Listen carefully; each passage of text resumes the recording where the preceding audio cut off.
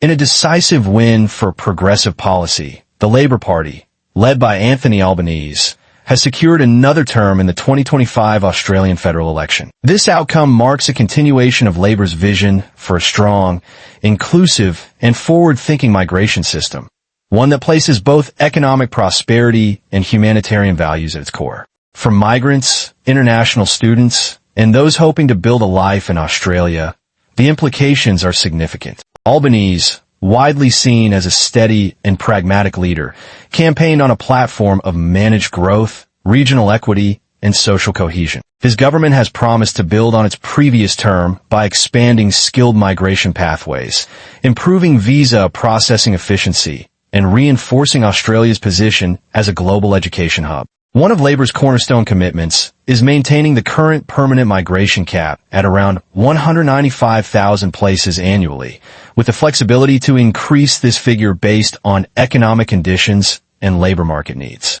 Unlike the coalition's approach of tightening intake, Labour plans to bolster skilled migration, particularly for critical industries like aged care, health, infrastructure, technology, and clean energy, sectors identified as vital to Australia's future. Labour's approach puts a clear emphasis on balancing population growth with infrastructure readiness. Under Albanese, migration policy will remain tied to workforce planning and regional development strategies. Expect continued encouragement for migrants to settle outside of major metropolitan areas, with expanded incentives for those choosing regional towns, including priority processing and access to community support services. The Skills in Demand visa, a centerpiece of Labour's reform agenda, is expected to be rolled out in full force. Replacing older visa streams, this new category aims to provide more permanent, streamlined pathways for skilled migrants and offer greater certainty to both applicants and employers. Occupation lists will be more responsive to real-time labor needs, thanks to closer collaboration between government, unions, and industry bodies. For international students, Labour's victory signals continuity with recent reforms,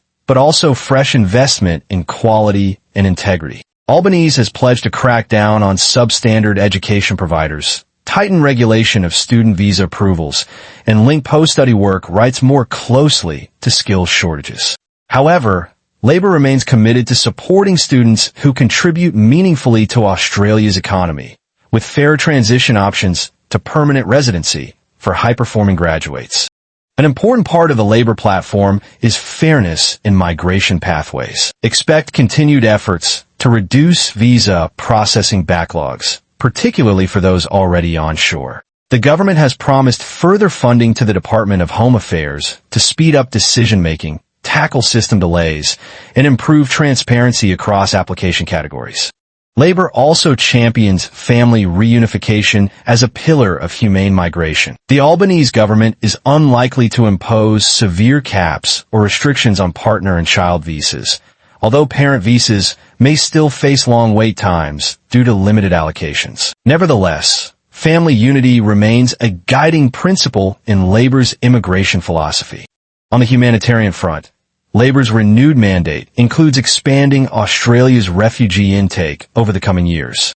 The government has committed to increasing the annual humanitarian intake to 27,000 places and supporting community-led resettlement programs. Labour's stance on asylum seekers remains firm, maintaining offshore processing and border security, but with a greater emphasis on humane treatment and international cooperation. Integration also plays a central role in Labour's plan. The government will increase funding for English language training, employment services, and multicultural community support programs, helping migrants settle and succeed. There's also a renewed push to combat discrimination, promote inclusion, and foster cross-cultural understanding in both urban and regional settings.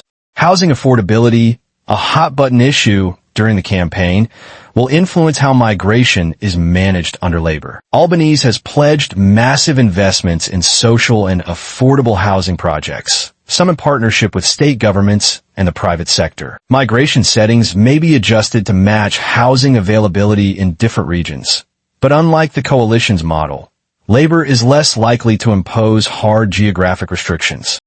So, what can migrants, visa holders, and international students expect under this continued Labour government?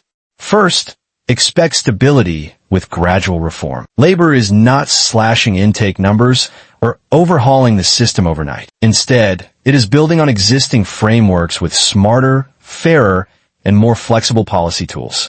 Second, regional migration remains a priority. Applicants willing to move to smaller towns or remote areas will likely benefit from faster processing, clearer pathways to PR, and increased support.